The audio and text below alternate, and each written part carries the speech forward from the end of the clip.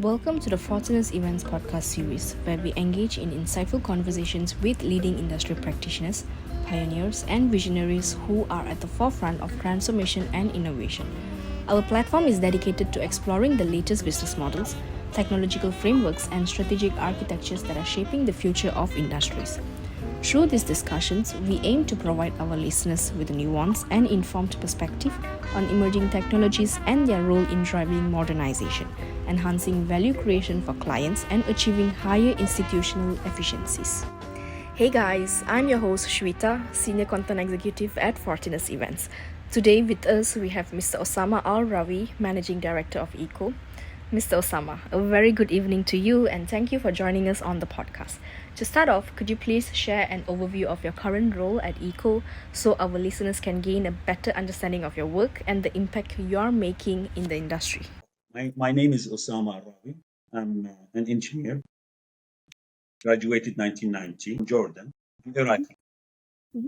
but studied my engineering in Jordan. And the first place I worked in Tunisia for 7 years. And then when the construction projects and infrastructure projects started in UAE in the Mhm. mid of 90s, then I decided to shift to Abu Dhabi. And I choose in Abu Dhabi because it's the capital and also the biggest land of UAE. And it was a good decision. From the beginning, I started with establishing Elite Road Supplies Company, ECO, in 1997. Mhm. We have almost 27 years in the market.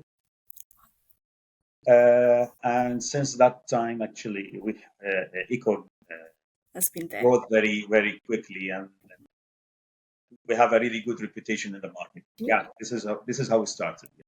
Okay. What would you say ECO's history and its core mission within the infrastructure industry like? Due to this demand, we were obliged actually to focus on this market to fill the gap, Mhm. because from day one we felt that there is a lot of shortage in engineering solutions and engineering devices, engineering technologies belongs to infrastructure.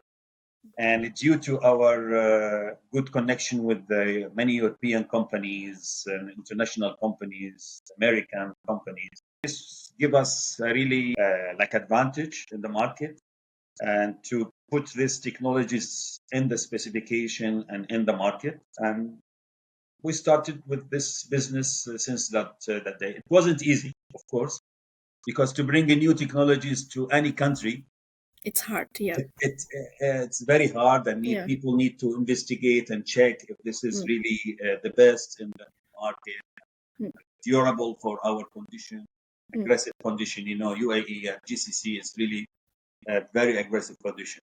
Mm. So this is how we started, and as I told you, it wasn't easy, but we managed. We managed. The first several years, it wasn't easy at all. Mm. I still remember these years. But nowadays, believe it or not, we don't need even marketing. I mean, everybody knows Definitely. us, all Those, yeah. contractors, all consultants, all Mm. designers, Mm. all authorities. We have a really good relationship with them. There is a Mm. trust relationship with our product and our technical services. Mm. What's one challenge that you can remember back then that now you can laugh about it? Yeah, it's not one challenge. Look, from day one, we really bid for our products. It wasn't because, look, most of the contractors, not all of them, they want something suitable with their budget. Okay. Everybody wants to get benefit. Mm. Unfortunately, all the technologies and the products, engineering products that we brought to the market, it was really Very expensive. the highest Mm. in their fields. So when you bring the highest, it means that your prices also will not be competitive, and your proposal will not be accepted easily. So this was one of the most challenges we Challenges. faced, and at the beginning, especially at the beginning years, let's say 3, 5 years, it wasn't easy at all. Mm. Later, what we have done, I mean, because it's a technology, so you need to market the technology. You need to clarify what is the benefit of this technology, Mm. and also the durability. When you convince the designer and the authority with the durability, the sustainability of this product, then you get really good chance to specify such products in the specification. Mm. So this was one of the biggest Challenges. challenges. Took years, not months. Took years to convince Definitely. Yeah. people and to convince designer that this is the best. This is the most reasonable product and system in our aggressive condition. Mm. And we managed. Alhamdulillah, we are doing much better now than the first Definitely. years. 27 years is a lot of time. It took, as I told you, it took time, Mm. but this is, it's not only applicable for engineering. It's Mm. applicable for every field, Mm. even for medicine, medicines or medical field or equipments or devices, any science. You need Related. to prove it to the people that this is the latest, this is the best, Mm. and if you prove it and you Mm. market it in a good way, Mm. then It you will works. Yeah. manage. Okay. Thank you for that. Let's talk about Shamal Bridge project. I see that it's one of the, Yeah, it it is. holds a Guinness World Record. So can you Yes. tell us the challenges and successes of that project? Well, this project specifically, Mm-hmm. it has a lot of factors actually. Mm. One of the factors is to have a value engineering, because the project wasn't like that. The project was a very simple bridge, uh, standard bridge, like all other bridges in UAE.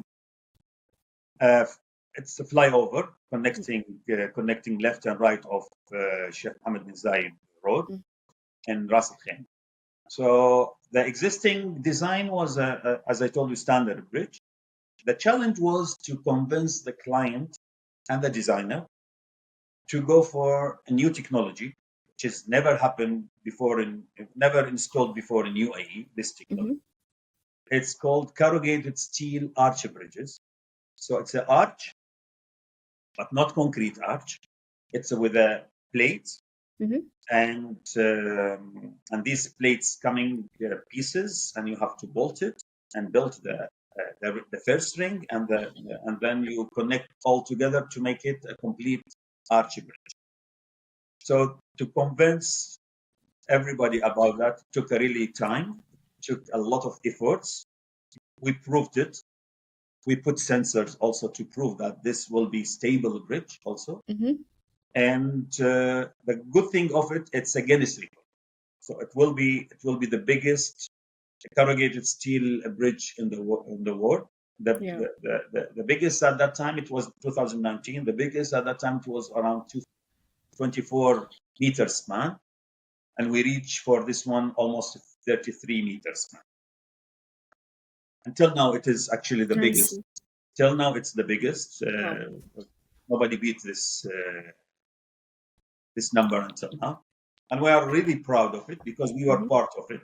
We were the designer. We installed also with our team. We installed the arch, and until now it's really stable. We are Mm. checking periodically the situation of the bridge. Everything is perfect and durable until now. And actually, the design it's designed for 100 years, so it Wow. should be okay. I mean, it's nothing will Wow. happen. That's a lot. Mm. So does Eco plan on beating this record itself, or are you just gonna let it be? Sorry. Like, do you plan on beating this record, or are you just gonna let it be? Well, if it is beaten from somebody else, then we'll think about it. But until now, we are safe. Okay, that's valid. That's It valid. wasn't easy because Mm. it's to reach 33 meter. It's a challenge itself. Mm-mm. It's Understand? not easy at all. Yeah. I mean, even the manufacturer, when they have done it, they said it's better to not to repeat this again. I mean, don't go more than 30 meter from now on because it's really difficult to produce it. Difficult. Installation, it's our responsibility. It was easy, but to produce this, there's not many machines in the world to do that. It's a big plate, and to bend the plate and to corrugate the plate, it's really very very hard task. So they Wow. suffer a lot to produce it. Mm-hmm. They managed, but they it wasn't easy, and they don't want to repeat it again. That sounds valid. That sounds valid. Okay. You've mentioned quite a number of challenges earlier, right? Can you Yes. share any specific strategies or innovations within the industry that helped you navigate these obstacles? Well, the first challenge Mm. is to uh, educate the people with the latest technology. Most of the people, they prefer to go for something already tried in the market. They This is the human being. We are a human being. We don't want to go for something new, and we don't want to be the first one who tried this True. new system. So this Agree, was agree. really challenging for us to convince the people. Need a lot of presentation, a lot of work, a lot of technical calculation in order to prove that this is the best, this is the latest of the art, this is the latest technology, and it's better. Especially UAE, it's really developed country, and they are now pioneer among all the neighbors and the countries in the world. So it's a good market for such technologies. They accept such ideas. So you need to convince the decision makers, the designer for such idea. It's not easy. Yeah. So this is one of the really big challenges. Also, there is, the market is there is a lot of competitors, and to compare yourself with something Already with different established. technologies and much lower prices. This is a new challenge also. You need to convince the contractor to accept your technology or your system because it's the end, commercially, it will not match. And maybe it is over his budget. So a lot of challenges. It's not easy work for us, but we used to. We used to do to this task. Okay. You have had years of experience. I believe your advice would mean something, right? So, what advice would you like to give to young leaders, entrepreneurs looking to make a mark in the construction and infrastructure industry? Okay. First, I believe in teamwork. Mm-hmm. Teamwork is one of the main factors of our success here in UAE. So teamwork is really important. Nobody can do everything alone. Correct.